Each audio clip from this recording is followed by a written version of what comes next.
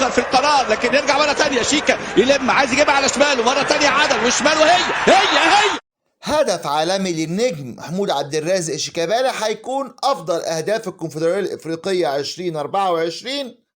احرزه النجم شيكابالا بقدمه اليسرى، هدف ماركة شيكابالا، عدلها شيكابالا على يمينه ورجعها على شماله وظهره للجون، لفه من تحت رجله حطها صاروخيه في المقص اليمين على يمين حارس سوار الغيني، علشان يكون الهدف الثاني لنادي الزمالك وهدف تاكيد الفوز في المباراه اللي انتهت بنتيجه 4-0، وكان نجم المباراه الفنان اللي قدامنا ده شيكابالا،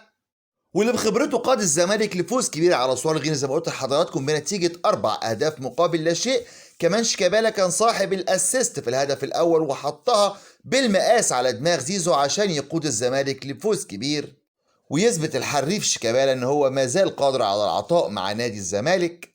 ويسعد كتير من الزملكاويه اللي بيعشقوا حاجه اسمها شيكابالا.